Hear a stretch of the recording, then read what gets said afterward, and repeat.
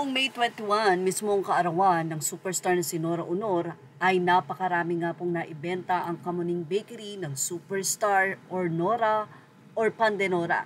Ito ay special na tinapay na ginawa upang alalahanin o tribute para nga po sa superstar na si Nora Aunor sa nasabi nga pong bakery na yon sa Kamuning na ang pangalan mismo ay Kamuning Bakery.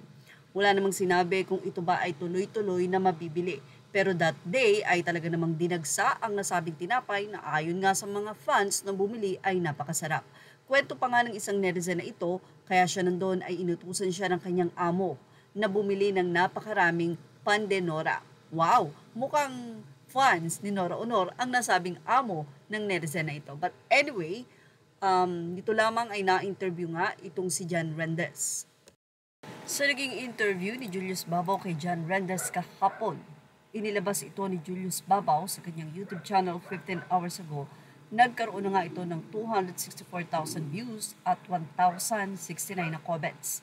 Sa comments, mababasa nyo ang napakagagandang mensahe at pagpuri sa nasabi nga pong si John Rendes. Actually, isa sa naging open na damdamin ni John Rendes ay nung wake nga at libing ni Nora Aunor, na na-feel niya na talagang na-unwelcome siya. Unwelcome siya, kaya naman siya ay dumistansya na sa pamilya upang mabigyan ito ng sapat na panahon na makasama ang kanilang ina, since sabi nga ni John Rendes na kasama niya ang superstar na si Nora Aunor ng 33 years. Kaya naman naiintindihan niya exactly ang nararamdaman ng mga anak nito na sina Lotlot, Ian, Matet, Ken, and Kiko. Nararamdaman man na siya ay unwelcome, patuloy niyang minamahal ang mga anak ni Ate Guy dahil ayon niya kay John Rendes, kapag mahal mo ang isang tao, mamahalin mo rin ang mga taong mahal niya. Hindi iniwan ni John Rendes ang superstar na si Nora Aunor. Dumating man yung panahon na walang-wala sila, hindi siya umalis sa tabi nito. Kaya naman ilang mga netizen ang nagsabi na si John Rendes daw ang tunay na nagmahal sa superstar. Ayon din sa ina ni John Rendes, naaawa ito sa anak sa tuwing makikita itong umiiyak gabi-gabi. Dahil nga sa 34 years na magkasama sila ng superstar ay hindi ganun kadali na talagang makalumutan ang nasabi nga pong pagsasama na iyon.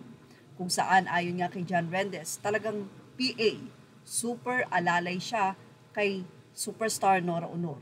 Iyon talaga ang ginampanan niyang papel sa nasabi nga pong yumaang superstar, ang pagiging bodyguard, alalay.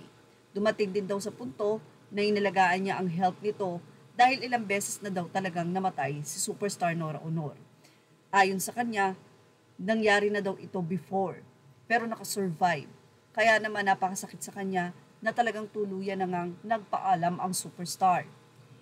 Ayon din kay John Rendes, sana nga daw ay hindi na inoperahan si Nora dahil kaya naman niya.